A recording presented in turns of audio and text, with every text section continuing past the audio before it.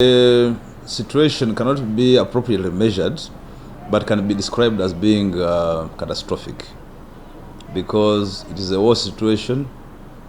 The warring parties, ever since they began fighting, have not ceased the fire. The basic infrastructure like water, medical supplies, food has been cut off. People are holed up in their houses. Those in hospitals are not receiving supplies. Doctors cannot go to hospitals to attend to patients. Those who are shot dead on the streets, the bodies are decomposing. You know, right now it's a rainy season, and all the remains of the decomposing bodies are wasting away into water sources. So the situation is described as catastrophic. It's really there. Well, it's a very bad situation. It's quite frustrating because whereas Sudan is not in the East African community, but as a trading partner to the East African bloc, particularly to Uganda, we do a lot of business with Sudan. A lot of our products, homegrown products, make their way to Sudan. We're also aware that we have a number of our citizens who are working in the Republic of Sudan. And as a neighbor, suddenly whatever happens there affects us very gravely, even if there are no economic and commercial ties. But being a neighbor, having erupted, the fighting having erupted during the time of Ramadan, and innocent lives, Africans losing life, it means something great to us as the African fraternal brothers. We are really very concerned. We estimate that about 300 Ugandans were caught up in this situation in Khartoum and then the neighboring cities to Khartoum. We cannot with precision tell how many Ugandans are there in Sudan, because like you're aware, some of them travel informally, many of them, although, travel formally. So government of Uganda can only know and tell you with precision about those who traveled officially and those who are known to our embassy in Sudan.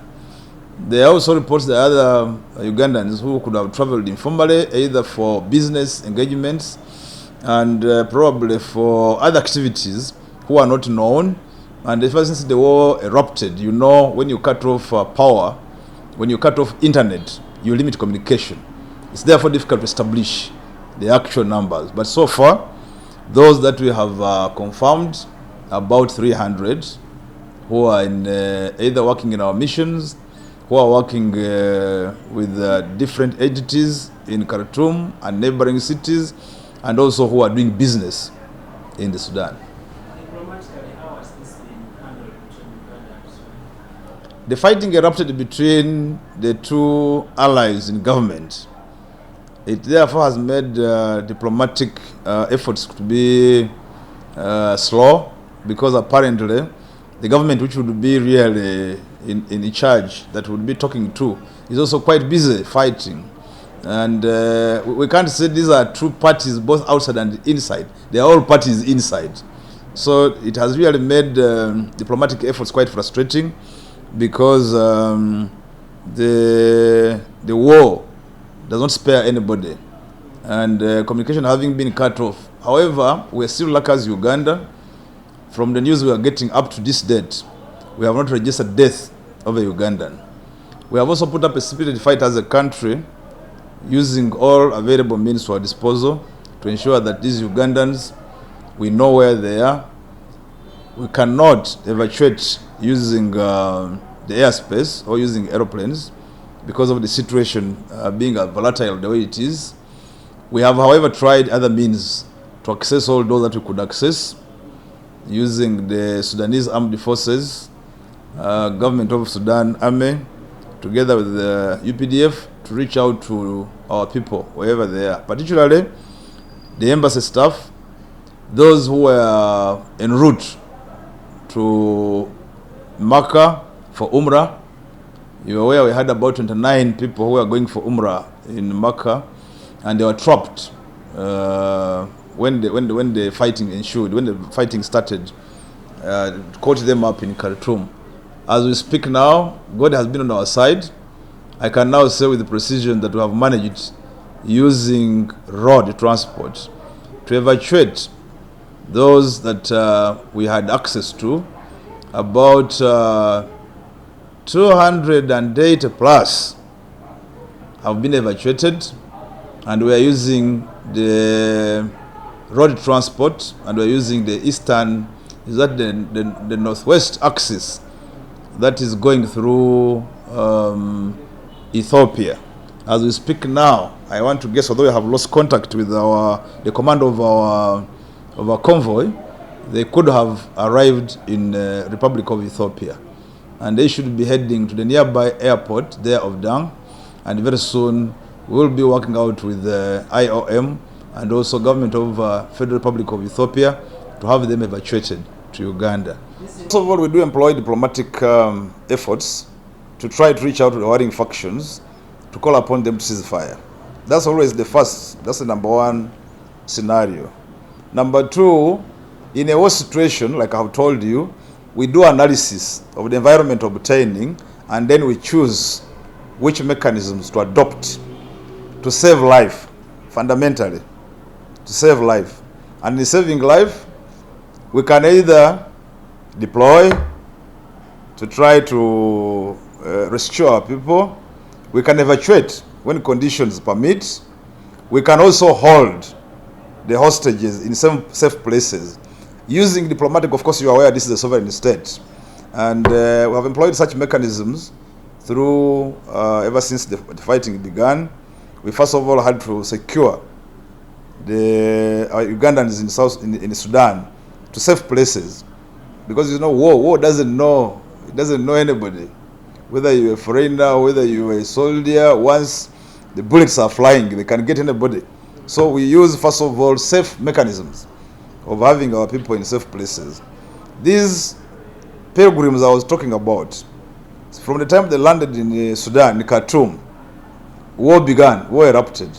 So the first response is to have them evacuated to a safe place through dialogue with the Sudan armed forces. Of course, we have to talk to all parties, depending on who is holding where.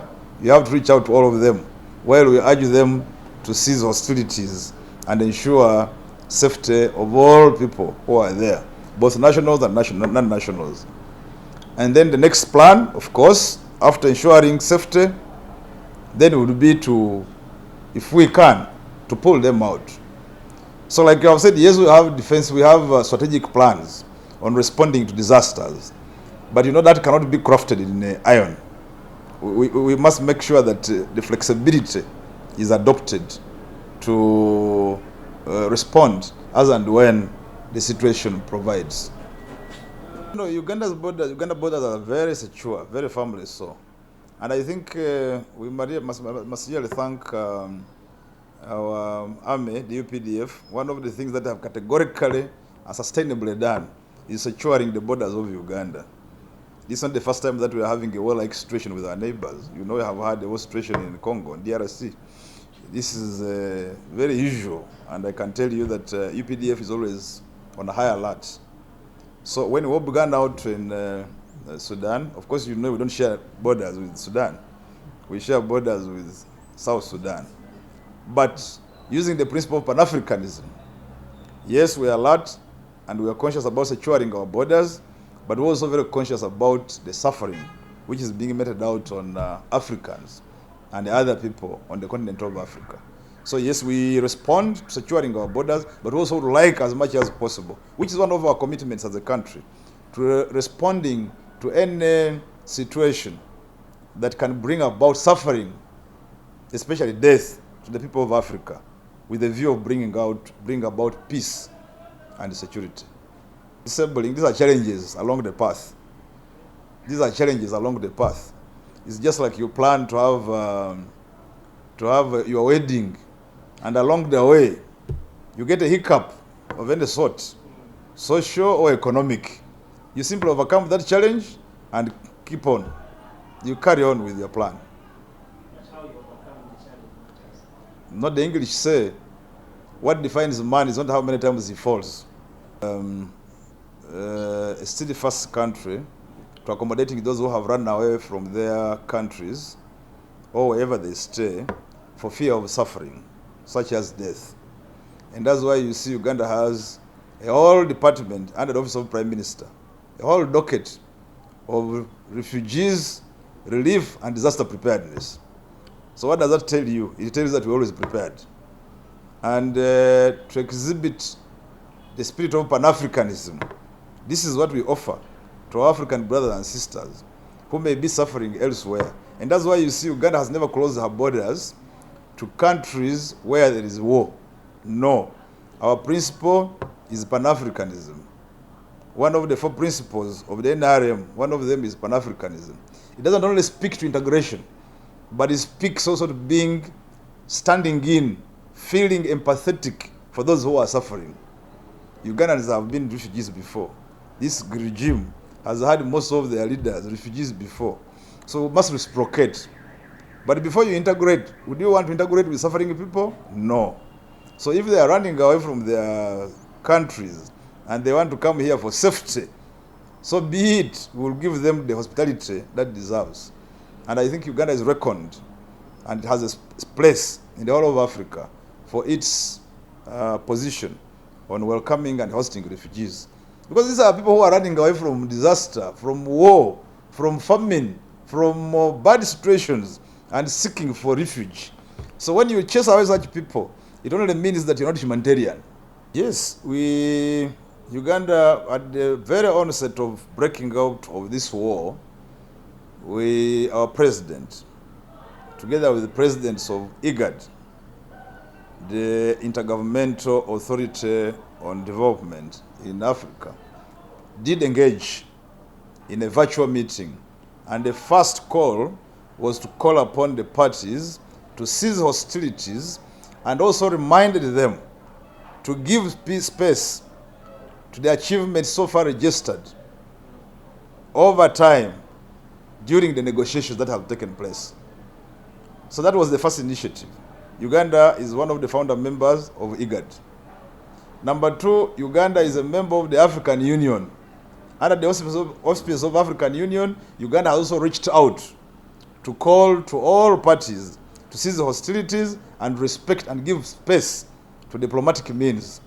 But also at African Union, the African heads of states have made a statement and designated heads of states of Djibouti, head of state of Kenya, and that of Burundi to lead in the peace process, to try to put it to the warring parties that actually there is life after all this, and you can come together and talk peace and achieve the overarching goal of having a free, democratic Sudan country.